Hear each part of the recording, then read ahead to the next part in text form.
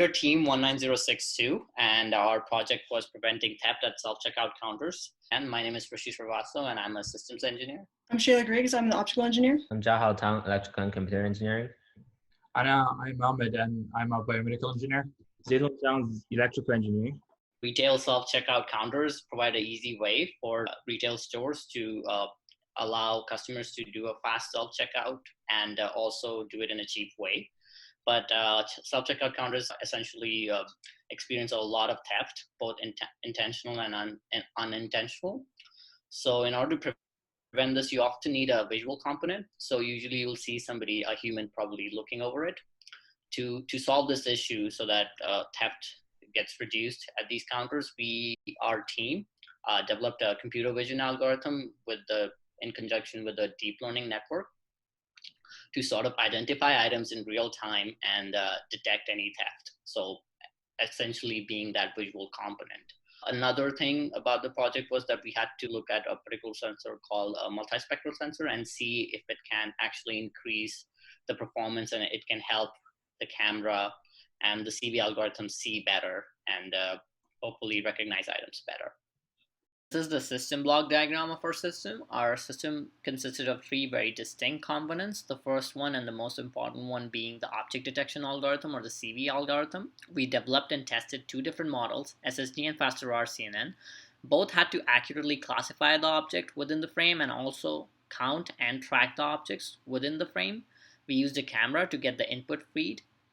We also trained this object detection algorithm on a large set of labeled images that consisted about 1,000 classes and over 100,000 images. The smart data management system interacted with the point of sale software, which was Unicenta in our case, and the CV algorithm.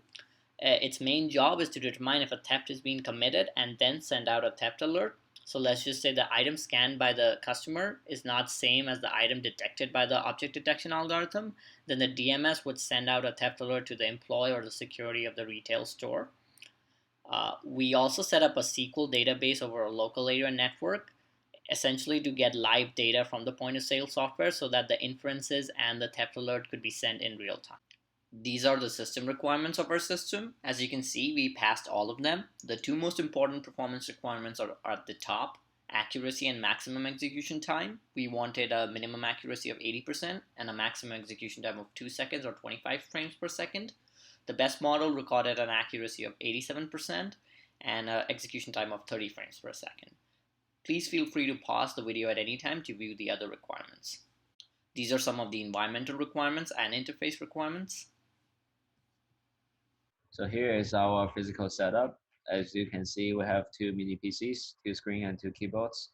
And the camera is mounted in the middle of the table, and the area under the camera is the scanning area. So if we take the barcode scanner and we have like a barcode for a banana, for example, and we scan the barcode, it showed here on the system. Now we go ahead and complete the transaction.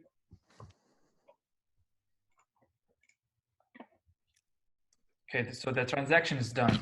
Now what we need to know is to see if the MySQL procedure that we had actually created a CSV file that would be accessible by the data management system, which would actually combine the CV algorithm and the Unicenta file. Here we see the name of the product that was scanned. So our CV algorithm can detect and count the number of the item we detected. So when at least one of the item is detected, our program will be activated. So let's run our program. So in the window, we can find one item. So we can open the CSV file and find the number of the item. We can find one apple. So when we increase the number of the apple and go back to the CSV file and open that, and use the timestamp to find when we increase the number of the item. To show a particular theft modality, we will show an apple to the CV algorithm, and at the same time scanning a barcode of banana to Unicenta. We assume that we want to buy an apple, but we scan the barcode of a banana. That means mismatch will happen. So we use the code here to detect the mismatch. If that happens, the alert will be sent to our email they may can receive like alert from that to tell us that safety alert happened. The optical component of this project primarily consisted of testing the multispectral sensor that Intel provided our team. The goal of our testing was to understand the capabilities of this sensor and determine if this particular sensor could be beneficial for helping to identify objects that appear similar in size and shape but differ in price. Two setups were used to test the sensor. The first was a reflectance test setup, and the second was a transmission test setup. Both of these tests used a tungsten halogen lamp that was borrowed from the Wyant College of Optical Sciences at the U of A. The sensor provided collects the intensity of wavelengths reflecting off or transmitting through test objects. Here are the results from one of our tests comparing 3 different wine bottles using the transmission test setup. These results show that bottles similar in color cannot be distinguished using near-infrared wavelengths detected by these sensors. We trained both of our models on over 1,000 classes and containing about 200,000 plus images, labeled images, to check the scalability of both of our models. We also augmented certain classes to make our models more robust. So we also flipped and rotated images at random, changed the brightness, and blocked certain parts of the images to address occlusion concerns. So we developed and tested 2 different models of CV algorithm, which are faster RCNN and SSD. We evaluated them on the speed, accuracy, and MAP. Also, we studied the effects of lighting conditions on the accuracy of the CV algorithm. Here are the results for the algorithm performance, and here are the key findings for the algorithm performance. And for the SSD, it's basically the advantage is it's very fast, and the training time is very low, and also the disadvantage is like it doesn't do a good job on detecting small objects, and it's less precise. Accuracy is actually similar to fast RCN in our cases. This table includes all the expenses and all the components used to develop the system. This is not the total cost of the system deployed. That was about $2,100.